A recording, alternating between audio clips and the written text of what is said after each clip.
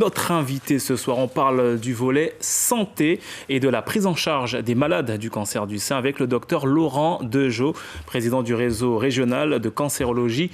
Bonsoir, docteur Laurent Dejeau, structure, on le rappelle, qui fédère l'ensemble des acteurs du territoire afin de favoriser une prise en charge du cancer de qualité. Docteur Laurent Dejeau, première question.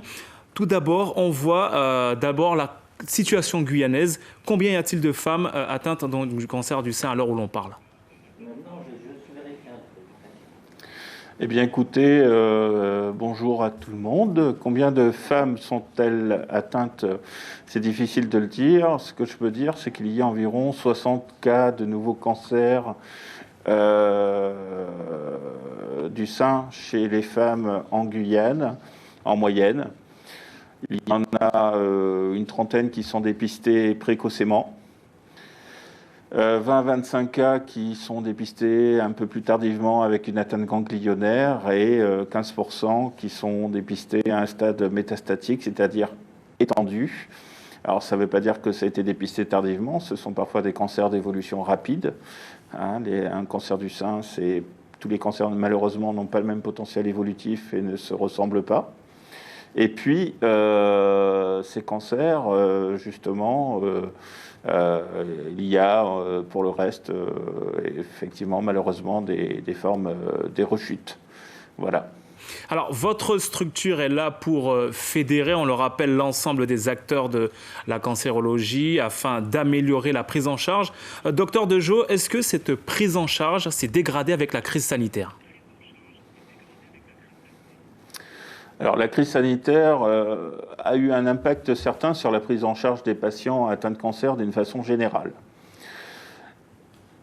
Ce n'est pas une spécificité locale, si je puis dire. Globalement, le système de soins en France a dû faire face à une vague épidémique, dans un premier temps au niveau de l'Hexagone, puis ensuite, on l'a bien vu, au niveau de la Guyane et de Mayotte. Et donc, il a fallu faire de la place dans les hôpitaux pour accueillir les patients atteints d'une pathologie Covid. Et donc, il y a eu effectivement des ordres, des programmations, des activités non urgentes de façon à pouvoir mobiliser l'ensemble des ressources hospitalières et des acteurs de santé au niveau des différents territoires de façon à pouvoir accueillir ces patients atteints de pathologie Covid avec potentiellement la gravité que l'on connaît et dont on a débattu ces dernières semaines. Et pour ainsi dire, il n'y a pas eu que les patients atteints de cancer, il y a eu également d'autres patients atteints de maladies chroniques qui ont dû être, entre guillemets, déprogrammés, alors aussi bien au niveau des activités de dépistage des cancers, aussi bien au niveau des activités de traitement. Alors ceux qui étaient déjà pris en charge ont continué à l'être, puisque on n'a pas non plus, on sait que déprogrammer les soins de quelqu'un, c'est potentiellement aggraver la maladie. Mais malheureusement, effectivement, il y a eu un impact sur la prise en charge des patients d'une façon générale. Impact dont nous, médecins, nous étions conscients, et tous les acteurs du système de santé, que ce soit en Guyane ou que ce soit en métropole, en étaient conscients. Et dès que possible, d'ailleurs, nous avons repris une activité, que ce soit avant même la fin officielle de la crise sanitaire en Guyane, on a commencé à refaire des coloscopies au niveau de l'hôpital Saint-Gabriel, par exemple, au niveau digestif.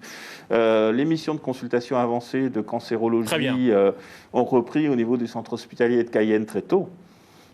Alors, on va justement parler de ces évacuations sanitaires qui avaient été suspendues un temps pour plusieurs raisons. Est-ce qu'on peut expliquer ce qui s'était donc passé ? Eh bien, écoutez,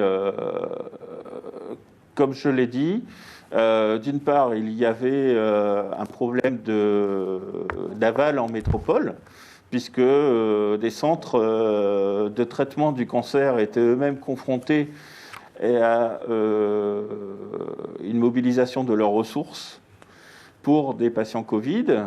Et là, je ne disais pas non plus de multiplier les transferts de patients potentiellement atteints de cancer est particulièrement exposé justement au virus SARS-CoV-2. Très bien. Donc, de ce côté-là, on était quand même préoccupés. Et puis, deuxièmement, il y a eu moins de lignes aériennes, il y a eu moins de liaisons aériennes, on l'a vu.